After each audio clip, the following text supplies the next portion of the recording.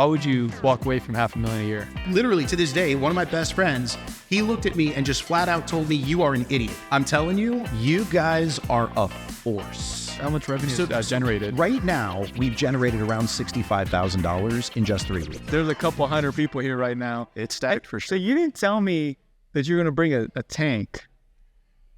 It's not my most practical car. It's an amazing car. It's cool. It's not even a car, dude. It's a tank. So it's the only 6-door Mega Raptor, period.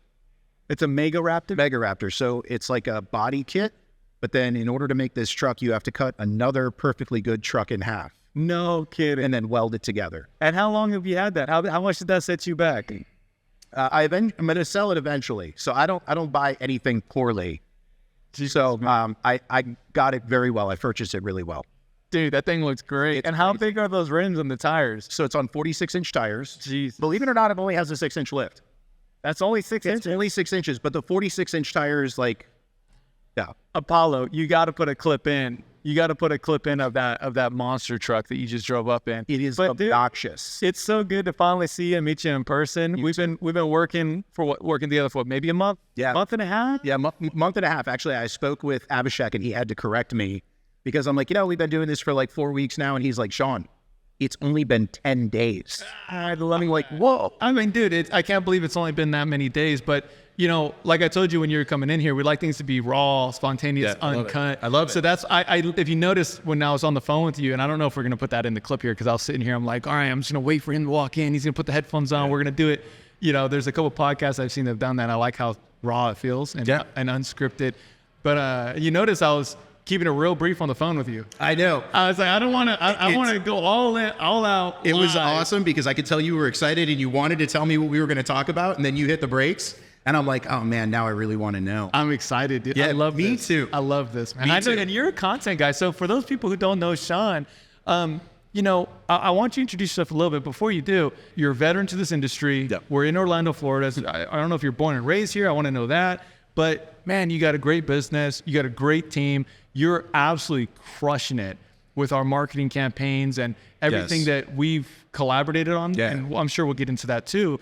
No rush into it. But man, I mean, we're moving fast, dude. I'm telling you, you guys are a force. Thank you. Right? We're going to dig in and I'll unpack it and kind of give you, I'm a numbers guy, right? Oh, I'm a cliffhanger, math you guy, see right? that? So I'm going to hit you with some math. But before this, I was in finance. Mm-hmm. So I was in finance for like 16 years. I enjoyed what I did until I just didn't enjoy what I was doing anymore.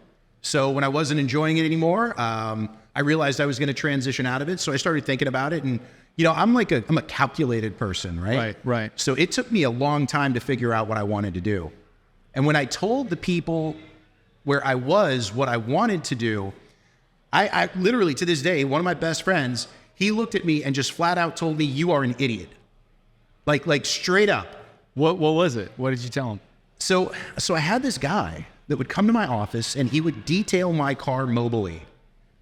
And I was looking at all kinds of business ventures. And I just sat down with him and I'm like, "Hit me with some math." And he's like, "What do you mean?" And I'm like, "Well, how much do you make? How much do you spend? How much do you grow?" And man, I immediately realized he didn't know any of his math. Mm-hmm. So I'm like, okay, all right. I took his numbers and then I got real numbers and I realized something right away. If you're willing to reinvest in yourself in this business, in this industry, you can do anything. I mean, there's the business model and there's the financial model. So it sounds like you started. Right. So is this your first? Is Empire Auto Spa? Is that your first business? Technically, it's my second. Okay. Right. So I was in another business. I was something called an introducing broker back when that was legal. Oh wow. It's you can still do it now, but you have to have all kinds of licensing and stuff for it. Okay. So I was an introducing broker. It was a business that I was running because it was ancillary to what I was already doing really well with it. Just again, when you decide you're out of love with something, you're just out of love with it. Yeah, no motivation, no vision for the future. Start half-assing things without knowing it. That's it. So when it was time to move on, I looked at a bunch of stuff, and ironically, the mobile detailing business model was one that I'm like, man, I could do this. But not only can I do it, I can do it at an exceptional level. And that to me was the goal. What was your day one goal? So you talked about this conversation with this person who would detail your cars. Yeah. What was the day one goal where he thought you were crazy? To collect a paycheck for myself. Now think about this. So very first year, right? We did 180 grand out of one mobile detailing van. 180 grand first year out of one van. I shoveled all of it back into the van. We now had 3. End of the first year, one van turned into 3. Next year we did $363,000. Oh, nice. Second year, 360. Second year, 363, right? So I'm like, okay, cool. In order for me to do more, I have to increase my staff. So the next year we did 480. Okay. That number wasn't as amazing. The fourth year we only did 560. Okay. And I'm like, so understand, I started taking a check. I was making like 50 grand a year and then maybe 70 grand a year. Putting it all back in the business. But shoveling it all back into the long-term business. vision. Okay. And you know, like, I think people that succeed in this industry, they have a core group of people that are their core because they take care of them. Right. So I always paid people really well. Time off with the family was a given, you know, things, and that's expensive. Somebody pays for that, right? And it's usually the dude that owns the place. Mm-hmm. So I consistently reinvested. Well, you know, I was always looking forward. So I'm like, all right, well, there's this ceramic coating thing that I keep hearing about, right? Right. So I gotta figure out what's up with this ceramic coating thing. So I was in international business. So I called a buddy of mine in Adelaide. And I said, look, our VOC laws in the United States won't allow most of this stuff to be sold here, but you can get it. Could you ship me some of it? Oh, you're kidding. Okay. So you were already sourcing I'm early when coating just came out. early. Okay. So literally 2 weeks after I had this conversation, he's supposed to be getting it for me and shipping it to me. I get a call from the largest ceramic coating company in the world. Can I say their name? Of course. I get a call from Ceramic Pro. Okay. Ceramic Pro is like infant stages. I think we were the second installer in the state of Florida. Yeah. Peter was my sales rep. Okay. So Peter is now the owner of the monster that is Ceramic Pro. He owns it? He's the owner. So you started off with the guy who now owns it. Well, he owned it at the time, but Peter was like me. I mean, he was like in it to win it right away. He understood the vision. He knew what he had. So he grew it. It's huge now. Obviously. I mean, let me interject there, because for those people who don't know, some people, we have a very wide audience 100% who watch this. You know, Ceramic Pro, we can credit them for putting ceramic coating on the map. Absolutely. I mean, they were, and I'll tell you, they were a case study for us early on, because when you started hearing about ceramic coating, we started hearing on the marketing side, because obviously Media Tint, we started off just as a Northern California local agency. Yeah. We, you know, at one point I worked with all the shops in Northern California, not neighbors, but like everybody had their own territory. We still do that now. And I was like, man, I was a belly to belly sales guy. I could only onboard people as far as my car would drive. Yeah. I can't drive 6 hours south to LA, right? So I had to learn how to get out of the state. And what took us nationwide was we figured out how to tap into a cold audience who knew nothing about ceramic coating, nothing about paint protection film. And we got them from knowing nothing, wanting nothing, to wanting everything. Yeah, not knowing what they were missing. They didn't know what they were missing. Yeah. So, and that was through video marketing. To go full circle, you know, Ceramic Pro, they started blowing that vertical up huge because of video marketing. Absolutely. You know, you can, yeah, well, we don't install Ceramic Pro anymore, but you still got to give them the credit where they deserve the I think credit. everybody does. I Right? mean, all the big guys like it. I've heard it from Steck. I've heard it from Expel. I've heard it from, you know, just everybody. They give credit where credit's due. Absolutely. So we end up growing, you know, at that point in time, I'm like, ceramic coatings, it's a thing. So I'm like vested, right? So I open an 1,100 square foot studio. Okay. Now, how'd that feel? Were you ready for it? Were you nervous? I was calling all my family members, bro. I'm like, I made it. I'm here. I'm on top of the world, right? Year 4? What's that? Year 4 or year 5? Year 5. Okay, year 5, 1,100 square foot. Yeah, literally 1,100 square foot. I'm still running the mobile vans. I go into year 5, right? And I'm noticing that ceramic coating is like, it's slowly growing, right? Really slowly growing, because Ceramic Pro has all of their fantastic video marketing that's out there. But that year, I probably spent 250 grand on educating the local market on what a ceramic coating was. Like, you know, I was spending pay-per-click money and YouTube money and all this stuff way before anybody. I mean, you know, I'm spending 4 or 5 grand a month with everybody else is like, oh, I'm afraid to do anything. Right. So I look, and right, it's 1,100 square feet, but like 600 or 700 of it is office. Okay. So I got like 300 square foot studio. I got 2 cars in there, and I'm trying to like Tetris them in to figure out how they're going to fit. So we got an opportunity to move next door, 2,200 square feet. I remember the terror when I moved into that location. I'm like, oh my gosh, How am I going to float this bill? When is this ever going to be full? Like, What was overhead? $2,200. 22, huh? 2,200. Made you shit the bed on that. I was like, oh man. Like, I just went from like 2 cars and I'm slammed to now I could get like 7 in there. So we were in that location for about 18 months. And I have all my like favorite go back to videos where like the only way you could get out of the car was to crawl out the window and like position yourself like parkour style to not be on another car. Got it. So I'm like, man, this isn't going to work. Like we outgrew it in 18 months. So I moved across the street. And when I moved across the street, you want to talk about like new levels of fear. Bills were $4,500. I'm in a 7,000 square foot location. Love it. It's huge. Love it. And we're in Florida, right? So I'm in there for like 2 months. And in 2 months in, I realize I am a slave to 2 masters. Oh. I am doing this mobile detailing thing, and it's still generating like 500,000, 560, something like that. But ceramic coating is really where I'm enjoying it, where I'm getting the reaction from the clients, where I feel like we're a specialty shop, where there's some barriers, business level barriers to entry. What year? This was year 5. So 2017, 18, you're gonna 19? math me now. Yes, so 12, 5 is 17. 2017. So I'm sitting there in 17, end of 17, and I'm like, I talked to my wife about it. I prayed over it, and I'm like, I'm dropping the vans. And my wife's like, you're what? $500,000 a year. And I'm like, I'm just parking them. And she's like, are you sure that's a good idea? And I'm honest. I'm like, no. But it's what I feel like I'm being led to do. That day, I parked all 4 now of the vans. I never moved the vans again. What made you decide that? What was the thing that made sense there? Why would you walk away from $500,000 a year? So I think this happens to a lot of business owners.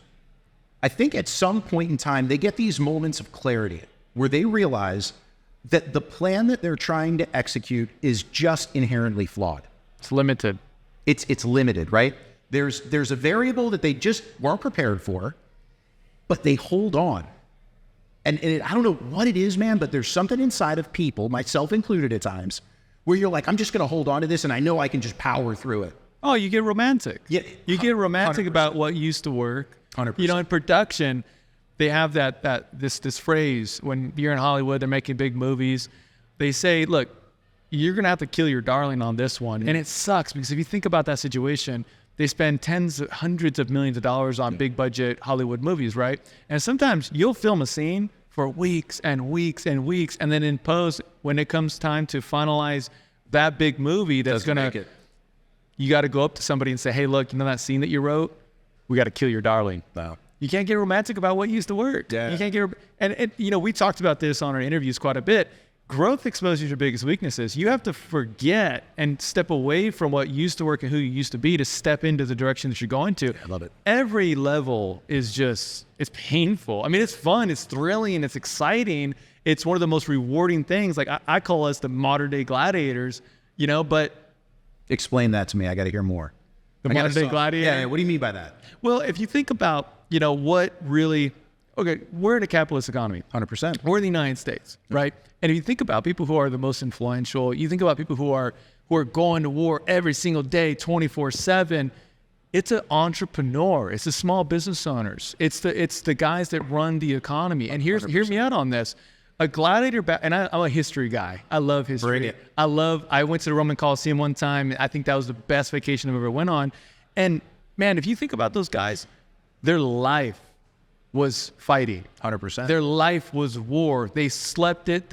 Every single day, everything was about that. Yep. So, and I don't know where I got this from, but that's business, brother. That's business. There's not a day we take off. If you're really about this game, if you're really about entrepreneurship, it's number one. You live it. You live it. You sleep it. There's really is no days off. Yeah. And I'm not saying it's like always. You're passionate about it. You go in. Like on the weekends, you're still like taking notes in your phone. You're sitting there watching a movie. You didn't know what the hell just happened for that past 10 minutes because you're thinking business. Drives my wife insane. Here's what I mean. Mine too. I walk into a business. That's something everyone has in common, I think. Right? Well, look, I walk into a business and I immediately just start analyzing.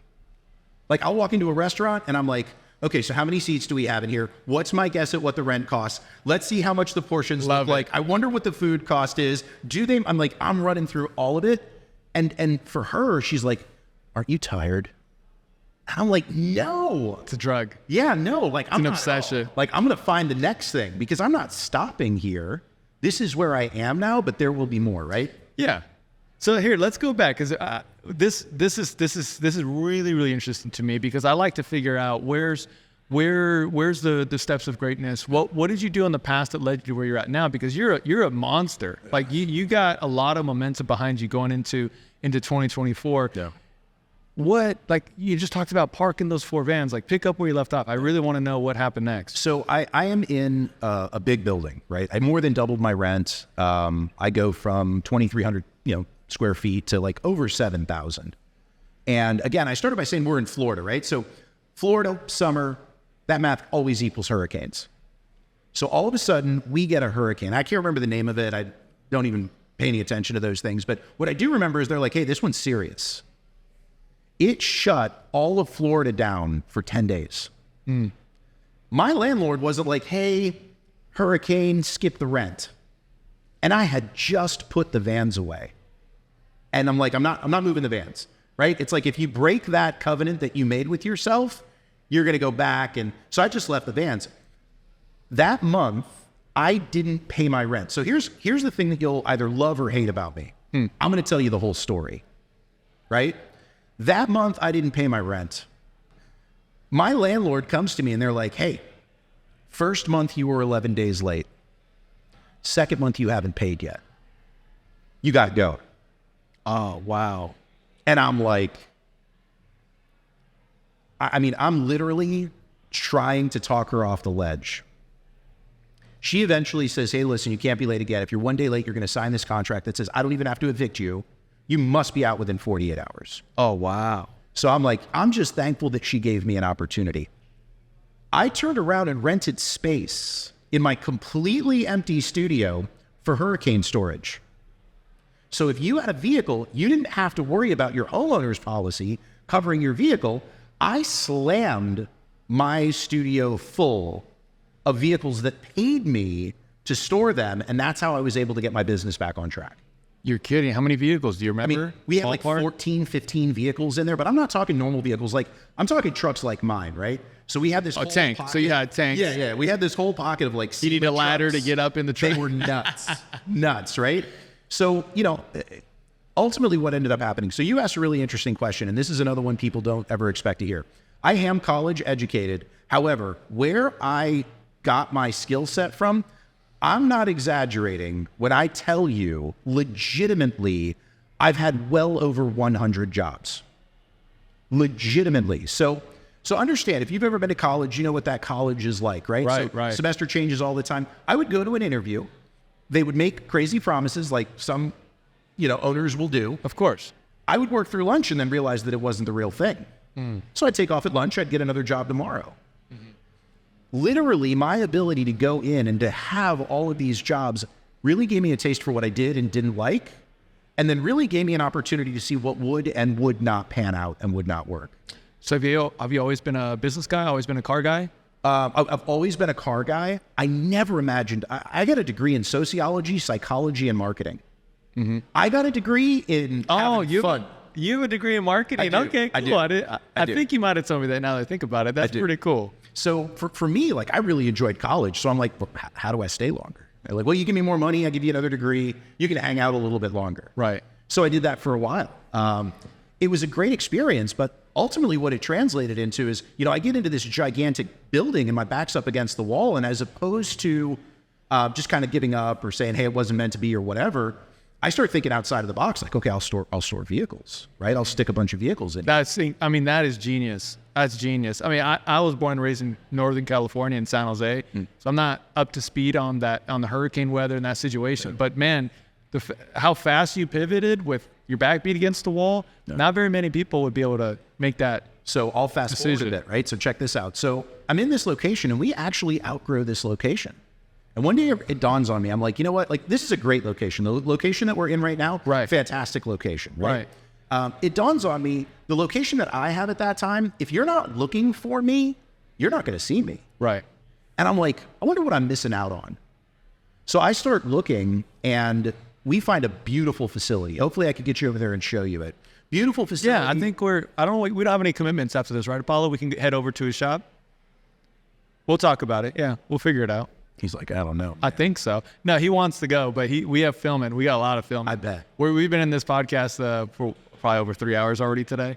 Cool. So it's going to be fun. It'll be fun, man. It'll be fun. But go ahead. So we move into this new location, right? And we move into the new location, and my rent goes from like $4,500 after she increases it. I was there for 4 years. She ended up being an amazing woman. She was a blessing, letting me stay in that place after the mess that I was in the beginning. So I move, and man, I move into a $9,000 a month rent. How big is that space? 15,000 square feet. Yeah, you went all in. You said, give me more. That's it. That's the drug. That's it. I don't know if that's the business, the entrepreneur drug, or the marketer drug, because I mean, once you get into marketing, you just always look for growth. Man, but I told you guys, and Abhishek is living it now. I'm just like, can I give you more money? Yeah, I know. And he's doing it right. He's like, hey, one step at a time. He is. What does he say? Stair-step approach, right? Exactly. So for those of you who don't know, shout out to Abhishek. He's one of the account executives. He's one of my marketing strategists on the Media Tune team, and he has nothing but great things to say about you guys. I mean, well, it goes both ways. So now that's where you're located. You guys are in that 14,000. Yeah, right at 15,000 square foot. 15,000 square foot house. So what's the main revenue generator right now? Is it tint, PPF, detailing? It's predominantly PPF. Yeah. So we were in the top 10 last year for all of the SunTech installers in the United States. Oh, you're kidding? Yeah. Oh, no, I knew that. You told me that too. Okay, cool. It's been a minute. I Give me some time. I remember. Right? It comes back. It comes back. That is incredible. It's huge. I mean, you're well into the seven figures. Yes. I mean, very well established. What I want to know is, what did you do to your sales team, man? Because I remember the conversation that we had. We got acquainted. We started doing advertising for you. We're doing some advertising activity. And I said, hey, man, I really think we should go left. I think we should go right. I think we should do this and that. And you said, look, I'm going to meet with my sales team. Yeah. I trained them. I think you hired some people. Whatever you did, I want to know what you did, because we haven't talked in, almost a month now. Yep. Abhishek's been taking over. I think Heather's taken over today. Heather's killing it too. She's amazing. I wanted to make sure and get Heather a plug too. Yeah, shout out to Heather. Yep. She's a game changer there. Yep.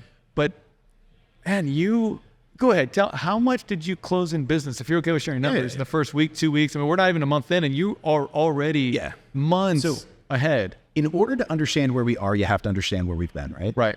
So when I called you, we went from a business that was generating like a minimum of $30,000 a week. And I made a mistake. And the mistake that I made, you shared with me other clients that you've had that have made the same mistake. You look and you get used to it and you say, you know what? Any fool can trip and fall on that. So I said, I'm going to do it myself. Got a degree, I'm a smart guy. I'll go through a month or two of pain, and then I'll crack the code and figure it out myself. And around month 5, I asked the SunTech people actually a question. I said, hey, I'm getting lit up. I mean, I'm getting destroyed. We went from a bad week being 30 grand to our average week was $16,000. Ouch. Now, understand something. I got $9,000 a month in just rent. Now, if you're somebody and you're watching this and you're like, man, I want a big business. Ooh, you better wait and be careful what you ask for. I just submitted my payroll numbers literally before I got here today. Right? I'm pushing 13 grand a week in payroll. Yeah. Right?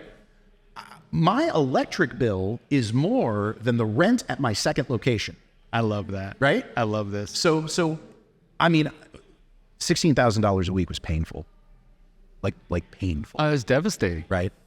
So I did the same thing that I had done in the past. I said, let me ask an associate, right? Somebody that I'm dealing with, a vendor, and let's see, who they would recommend. And they didn't know about you guys, but they recommended me to somebody. And the people they recommended me to, I'm like, man, these guys are legit. Like, these guys are good. They're asking me questions nobody ever asked me. So I'm like, hey, ironically, I wasn't looking for you. I was looking for somebody that could help me with like my pay-per-click and my social media marketing and these other things, right? But I'm going to give you money because I love what you're doing and I really appreciate the work that you're putting in. But do you know anybody? And they sent me this email with 4 different people on it. Right. And man, I got to be honest. I think everything happens for a reason. Oh, I love that. Right? That's the philosophy of life right there. I think I was going through the pain that I was going through for a reason. And I think once I found you guys, right? And this isn't rehearsed. This isn't something you knew was coming. Once I found you guys, it was like everything came back together and a higher power was like, okay, good. You've learned your lesson. Don't take anything for granted. No shit. Okay. Right? So first week, okay. The first 3 days is learning. Right. Right? Well, technically, okay. if you're not in an industry, I want to give this perspective because this is definitely going to be a marketing heavy conversation. Yes. I own a marketing agency. The company we're talking about is MediaTune. And, if you're not in the industry and you're a badass marketer, you know what you're doing. Yeah. The learning curve for someone who is jumping into a new space is about 2 months, maybe 3 months, right? Now, if you're educated in that space, and let's say you're specialized, like MediaTune, we just do automotive film, flat glass, right? Yep. Well, your learning curve is still 30 days. Right. At best, maybe 2 weeks. So here's the deal. I've done this with so many companies, right? So I've done them with like gigantic companies where it took me months to figure out like, oh my gosh, I'm paying them as much in fees as my spend. Yeah. Right? Oh, I know about that. So here's the thing.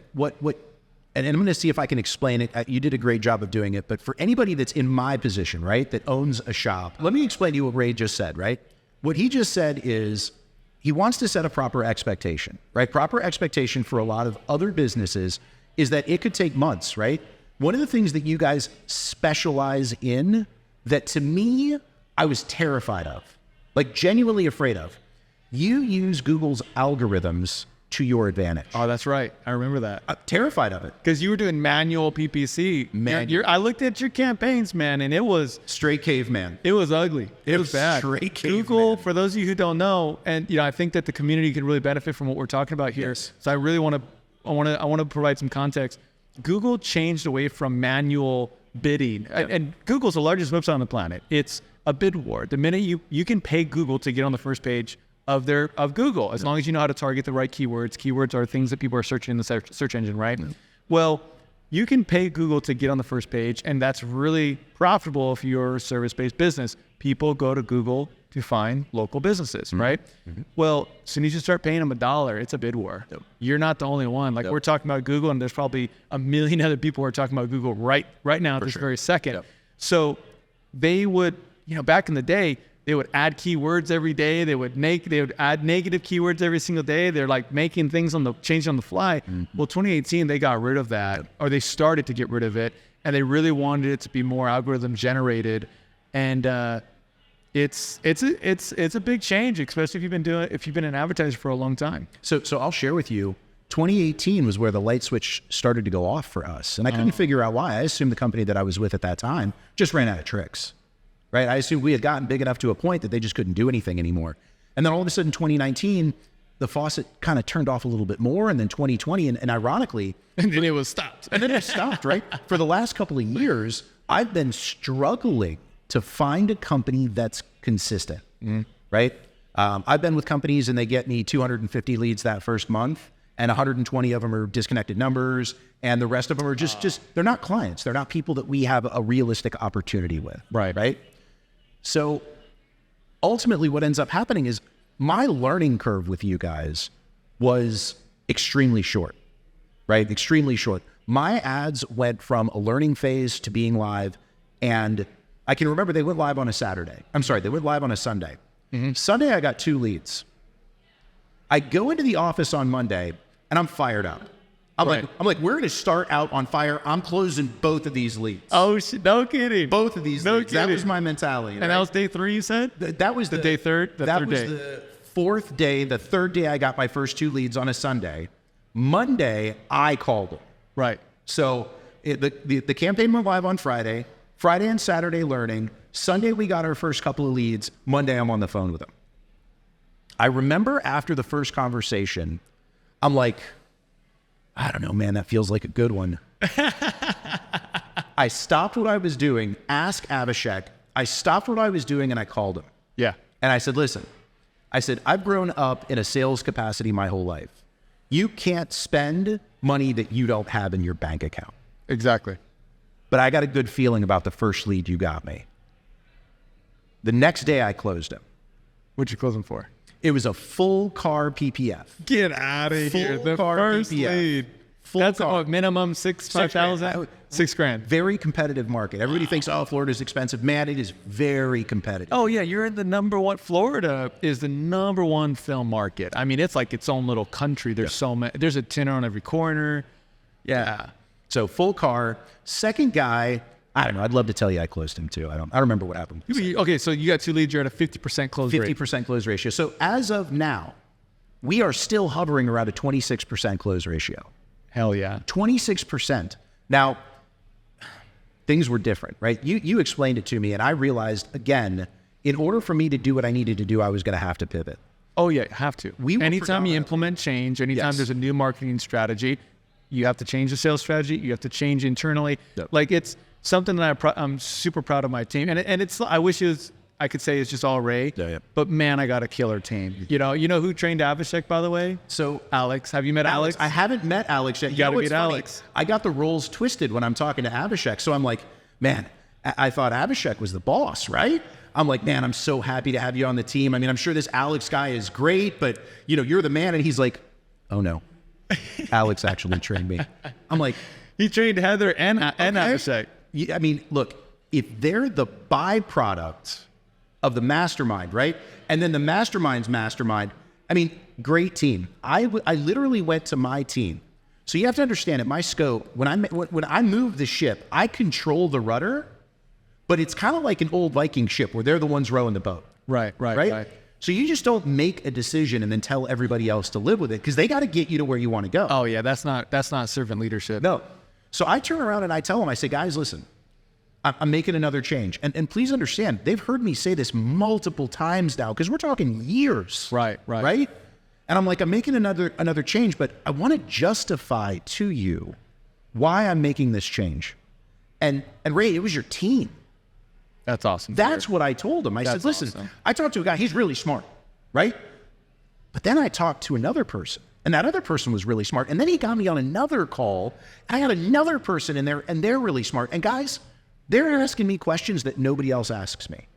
And these aren't questions like, what's your favorite color? These are like, hey, talk to me about your funnel. Talk to me about your sales cycle. Talk to me about where you see your business. Talk to me about your strengths. Talk to me about your weaknesses. Man, I really appreciate that. You're making me feel warm and fuzzy inside, man. You should. My team, Alana and I, we own MediaTune, and we put everything into it. Like you went all in, we went all in too. And I remember, Alana and I, we were, like I said, we're a Northern California marketing agency, and we actually started off, we had a lot of traction in car audio, right? And then we started learning this ceramic coating thing. And in 2021, it wasn't until 2021, so it's only been 3 short years.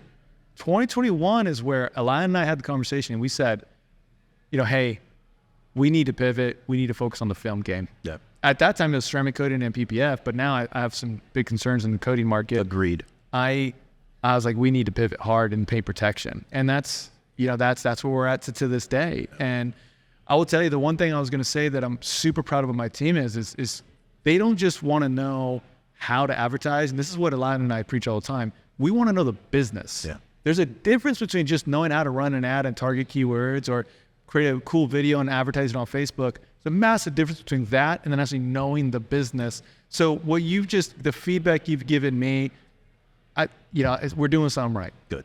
Well, you guys are doing a lot of things right? So here's the thing. I know my old numbers because they have been painfully etched into my being. Yeah. Right? The very first month, very first week, even in the beginning stages of the conversation, I'm like, please look at my ads campaign. Like look at this. When we talk first? Yeah. I couldn't wait to show you the devastation that was my ads campaign. So can I tell them what I'm spending? Yeah, be as open as you want. There's no whole part. So that month I was spending 18 grand. That was what I was on pace to spend. Which I looked at that and the cost per lead and I was like, oh, good God. Oh my gosh. Yeah. Like 18 grand was what I was on pace to spend. I was on pace to generate, not sell, not close, not convert, to generate 106 leads And yeah, for 18 grand. $18,000. I wish we had like someone to do the numbers real quick because that is a really high cost per lead. It was like $178 and some pennies, right? I know one of the campaigns was like $400 leads. The ceramic coating campaign. Was that what $400 cost per lead? That was brutal. So you know, here's the hardest thing, right? So you take somebody that's scarred like I am, and then come to them and tell them, hey, we're going to do this for you, and it's very difficult to buy in, right? Because you're not the first guy. I get 3-4 calls a week. Of course. Oh, there's a lot of people who jumped in this industry. We talk about it almost every interview. This industry is growing. I mean, there's competition for you, for me, for everybody. They're all over your social anymore, right? Yeah. Everybody. Like, I'll give you the leads, and then you pay me out of the money. That 6 months for free. Yeah. You know that? Oh, yeah, bro. Hey, you're still paying. You know you're still paying, right? 100%. I got a question for you. Is your Google ad spend public? Mine? No. Is like a company's Google ad spend public information? No. It's like they knew. I mean, I'm telling you, I was getting call after call after call after call, like intense. Right. So, you know, you tell me what you tell me, and I'm like, I'd love to believe it. But truthfully, I had never dealt with a business that was as comprehensive in the beginning. Sure, I never said anything to you, but to me, I'm like, can we launch some ads already? Do we have to have another meeting? Oh, yeah. I mean, it was great. So ads get launched. So as of now it's Thursday. We are almost concluding 3 whole weeks. Right. Okay. I am having a difficult time, and this is a problem I'm happy about, a difficult time tracking all of the phone calls. Don't worry, we have tracking in place. I need it, right? Call Abhishek. Every freaking phone call's recorded. It is insane. So I talk to my staff on a daily basis because... So daily sales meetings? Daily. Okay. Because you guys have given me the ability to not have to be there every day anymore. Oh, wow. So how many sales have you made so far? Your 26% close rate, how much revenue is generated? Right now, we've generated around $65,000 in just 3 weeks. No shit. And just for the record, that's a fraction of what you were spending before. You kind of gave some pushback if I understand correctly, right? You were like, no, I need to spend more. Yeah. Let me tell you what I've spent. What's that? Right? So I have spent so far in 3 weeks, like $5,800. Nice. I'm on pace to spend like $7,500, and that's if I can get Abhishek to spend more money. So it's half of what you spent before. It's half of what you spent, and you've already had more than. I mean, shit, dude, that's a huge. I'm gonna get 3 times as many leads.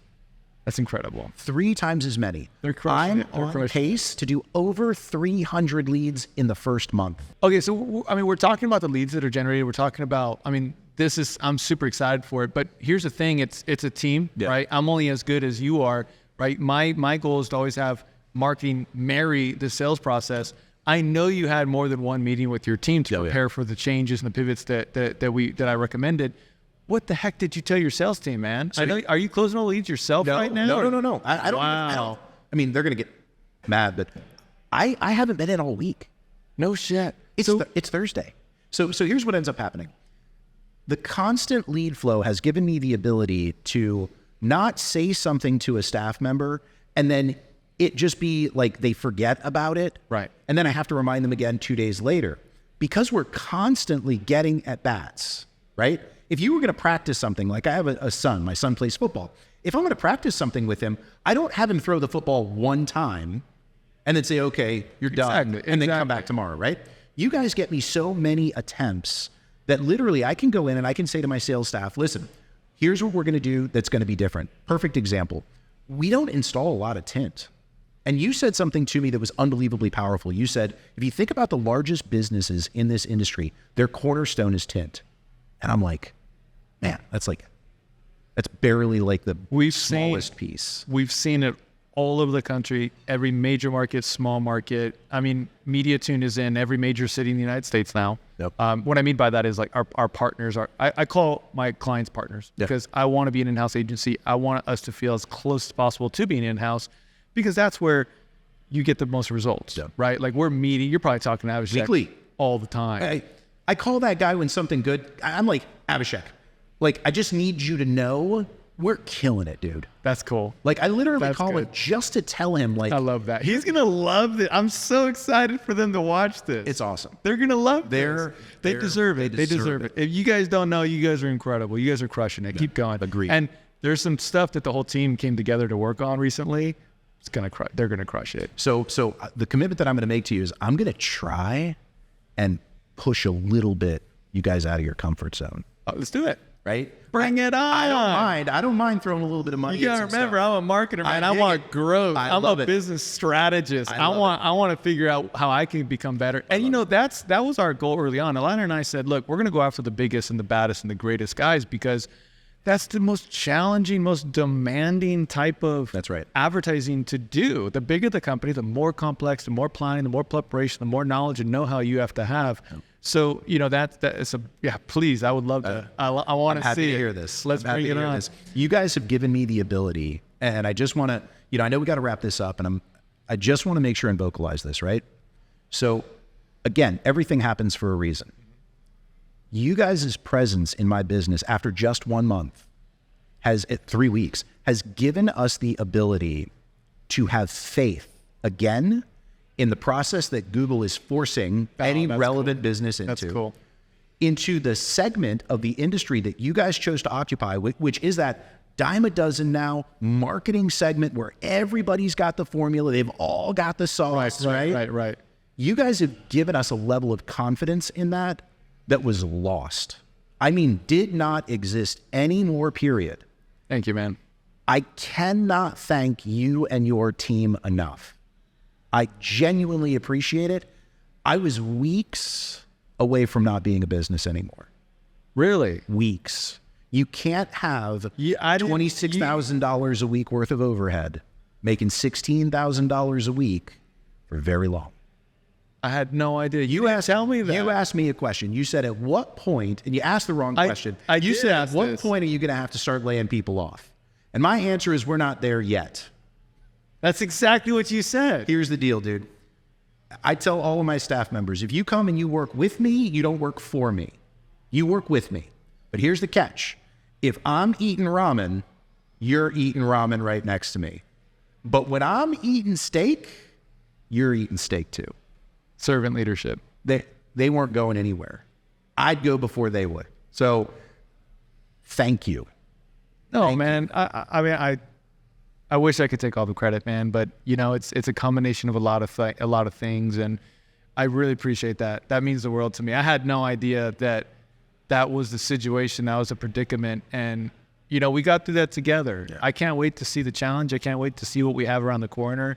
If this is month 1, what is 6 months, 1 year, 2, 3, 5 years look like? I'm excited. It's gonna be fun, and you know, maybe when we got to do this again, I want to pick your brain about the sales process. I want to say, guys, subscribe. I know you're watching this. You're probably deep into it. You got to subscribe to AutoMaster's YouTube channel. There's going to be a lot more of this stuff. You know, our goal is to help people grow their business. We want to help the whole entire team. Mike and I were just talking. We all profit from this industry.